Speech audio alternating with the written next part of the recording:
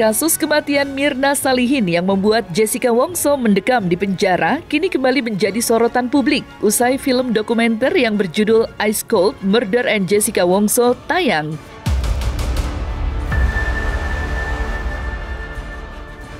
Ya, film tersebut menjadi perbincangan publik lantaran memunculkan beragam spekulasi baru, serta mengungkap dan terungkapnya sejumlah kejanggalan dalam kasus kopi sianida yang selama 7 tahun belakangan sempat menjadi misteri itu.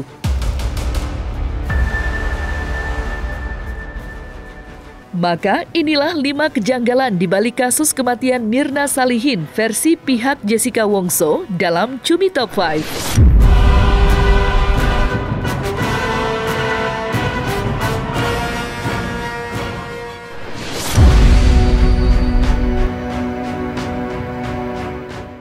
Kejanggalan demi kejanggalan dalam kasus kopi sianida tahun 2016 silam tampaknya mulai terungkap. Ya, Otto Hasibuan, kuasa hukum Jessica Wongso terpidana kasus pembunuhan berencana kopi sianida, mengatakan bahwa jenazah Mirna Salihin tidak pernah diotopsi oleh pihak rumah sakit. Kejanggalan tersebut ia temukan saat dalam persidangan, yang mana menurut keterangan dari dokter yang menjadi saksi ahli dalam persidangan, menyebutkan bahwa ia tidak melakukan otopsi, melainkan hanya mengambil sampel dari beberapa bagian tubuh Mirna Salihin.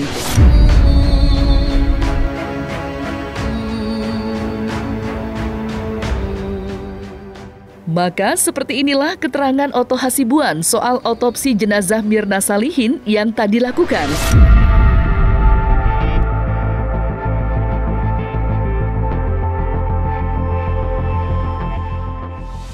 Krishnamurti, dia itu adalah Direktur Kriminal Umum Polda Metro pada waktu itu. Dia membuat wawancara, keterangan pers. Dia bilang, waktu itu pas di rumah duka, saya datang ke sini untuk memberitahukan kepada keluarga besar Dharma Salihin supaya kasus mayat ini diotopsi. Karena kalau ada kecurigaan, ada dugaan matinya seseorang yang tidak wajar, dia bilang, maka harus dilakukan otopsi. Kalau tidak dilakukan otopsi, maka kami tidak bisa melakukan penyelidikan maupun penyidikan. Dan oleh karena itu, kalau dia tidak mau, katanya, dia harus bikin pernyataan dia tidak mau. Dan karenanya, case closed. Tapi kemudian katanya, mereka sudah mau untuk mayat ini diotopsi. Dan akhirnya dibawa ke rumah sakit untuk diperiksa. Apa yang terjadi? Ternyata tidak diotopsi. Apa yang Anda pikirkan? Ini kan mengerikan sekali. Untuk tujuan apa? Dan apa yang terjadi? Hanya diambil sampel dari lambungnya, diambil sampel lambung, hati, dan beberapa gitu. Tidak otopsi. Kalau otopsi itu kan dari atas sampai ke bawah dibelah semua. Itu apa ini terjadi? Kan saya udah jelaskan. Pak Krishnamurti datang nanya, ini habis ngapain kok mati anak buah? Habis minum, Bang. Di Olivier bertiga, si ini. Itu orang itu ada. Minum kopi mati. Yang enggak aja lu. Temen yang mana itu? Tuh orang itu. Cuman ada satu nih, Jessica nggak ada. Oh ya? Pak Krisna kaget tuh. Ada satu nggak ada. Udah gini aja. Ini dari lu mau kubur kan besok. Kita otopsi dulu. Diotopsi lah. Sampai jam 3 pagi. Jam 6, nggak tidur tuh, begadang di rumah duka. Akhirnya terus kita kuburin pagi-pagi karena udah disiapin semua di kuburan keluarga. Ya, itu yang terjadi dalam perjalanan ke kuburan. Ya, Om ke makam itu, ke makom, Om dapat berita anakku dibunuh, diracun sama sianida.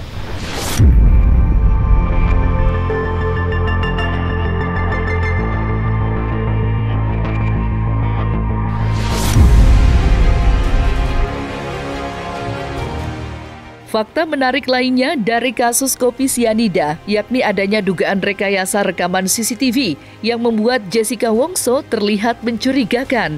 Ya, hal tersebut diungkap langsung oleh Otto Hasibuan, kuasa hukum Jessica Wongso baru-baru ini. Dalam penuturan Otto Hasibuan, ia menyebut bahwa terdapat keganjilan dalam rekaman CCTV dari TKP atau tempat kejadian perkara kematian Mirna Salihin.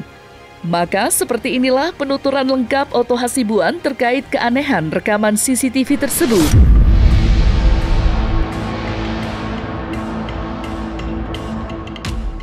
Menurut ahli yang kami ajukan persidangan, CCTV yang ditunjukkan di persidangan itu adalah rekayasa. Kata ahli saya itu. Contoh yang dibilangkan Pak Rutu begini. Biasa kan perempuan ini pakai legging. Jadi kalau mau jongkok gini kan takut robek. Masih ditarik gini kan? Iya. Iya kan? Sering kan telinga tarik gini kan supaya. Nah, itu tarik gini ini menurut ahli kita itu yang ini, bisa ini. Ini di replay digini-giniin CCTV-nya, dibolak-balik. Seakan-akan dibilanglah dia menggaruk-garuk karena gatal karena sianida. Tumpahan. Padahal dia hanya gini doang nih. Tapi di video itu, di CCTV itu ditunjukkan gini. Kemudian yang ada di dalam apa namanya itu? Paper bag, ada tangan dibilang seakan-akan tangan Jessica gini ya. Itu kalau itu lupa saya persis. Tapi yang saya ingat adalah ahli kita itu mengatakan itu tangan Jessica itu manjang seperti nenek lampir gitu. Saksi kita itu membuktikan ini rekayasa. Ini anak pinter, cuman pinter ngebohong, jago, bersandiwara. Kenyataan kan semua. Makanya Om turun nih hari ya kepaksa udah. Ini udah kelewatan nih si Otto.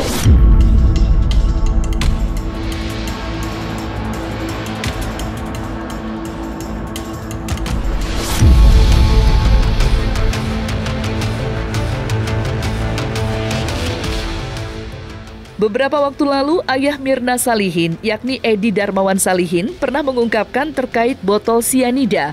Sontak, hal tersebut langsung menjadi sorotan warganet, lantaran pernyataan ayah Mirna Salihin bak menjadi teka-teki baru. Menanggapi hal tersebut, ayah Mirna Salihin pun akhirnya memberikan klarifikasi. Menurutnya, botol yang dimaksud merupakan botol parfum Hermes yang ia beli di Australia. Lantas, bagaimana pihak Jessica Wongso menanggapi kecurigaan tersebut?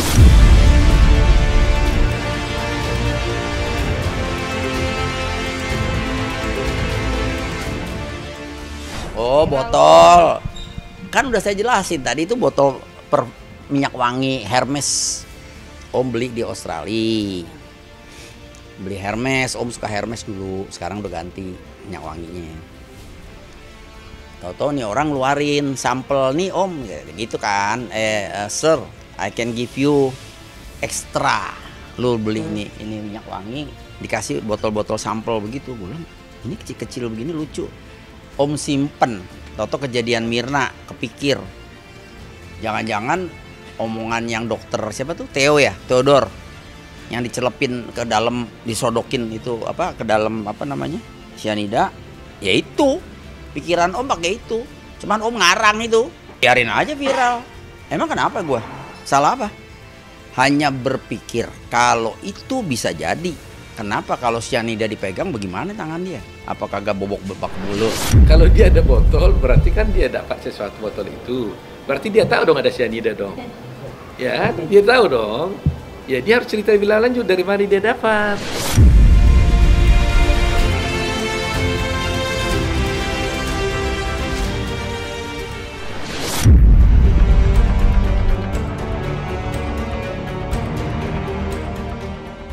Celana Jessica Wongso yang diduga dibuang usai Mirna Salihin tewas hingga saat ini masih menjadi teka-teki publik. Pasalnya, tak sedikit yang menduga jika aksi tersebut dilakukan Jessica Wongso untuk menyingkirkan barang bukti. Namun, menyikapi hal tersebut, Otto Hasibuan, kuasa hukum Jessica Wongso, akhirnya angkat bicara. Maka inilah bantahan persepsi keliru atas misteri dibuangnya celana milik Jessica Wongso beberapa tahun silam.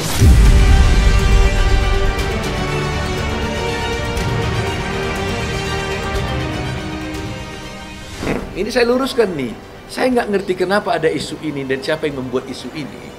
Jadi cerita yang sebenarnya berdasarkan berita acara yang saya baca. Ya, namanya Nur Hayati atau apa lupa saya.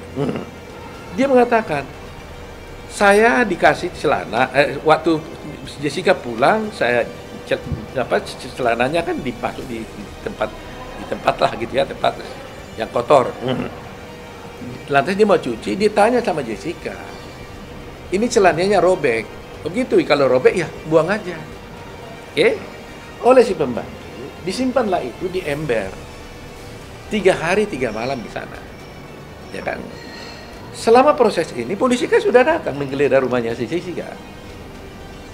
Mestinya akal pikiran saya ini analisis.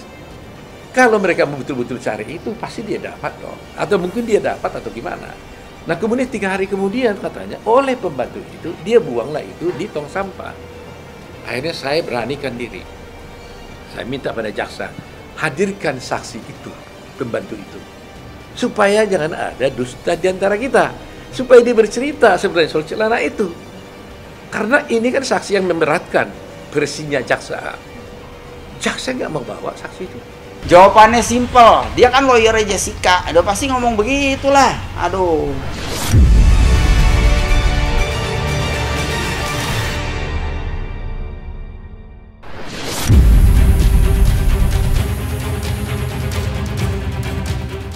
Kasus kematian Mirna Salihin yang melibatkan Jessica Wongso sebagai tersangka utama memang tengah gencar diperbincangkan. Kali ini timbul dugaan konspirasi bahwa pembunuhan tersebut direncanakan dengan tujuan agar dana asuransi jiwa Mirna Salihin dapat dicairkan.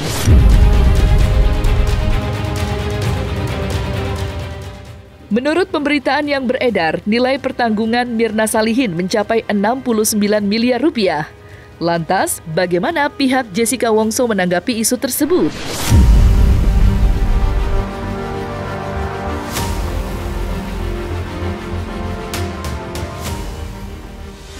Ya, soal spekulasi apakah memang ada pembunuhan dengan alasan asuransi dan sebagainya, terus terang aja, saya nggak mau masuk ke situasi itu. Saya hanya very simple aja kok. Kalau ada dalam teori pembunuhan, kalau ada orang mati, maka selalu saya lihat pertama visum repertum. Ada pembunuhan, berarti ada yang mati. Terus kalau yang mati, lantas ditanya sebab matinya apa. Ya kan? Nah, kasus ini ketanya sebab matinya cyanida. Lantas kita cek, apakah ada cyanida dalam tubuhnya? Ya tidak ada. Kalau tidak ada di dalam tubuhnya cyanida, selesai kasusnya. Sekarang jaksa, polisi, orang berhitung-hitung ribut semua berbicara tentang cyanida yang ada di dalam gelas. Aneh kan? Aneh. Mau 1000 ton ada cyanida di dalam gelas. Kalau itu tidak ada dalam tubuhnya Mirna, nggak ada urusannya. Ya memang pasti nggak ngaku. Jadi di dunia ini, taruhlah ya, ada 10 kejadian kayak begini, diracun pakai cyanida di coffee shop atau di apa. Nggak bakal ngaku. Orang dia pengecut.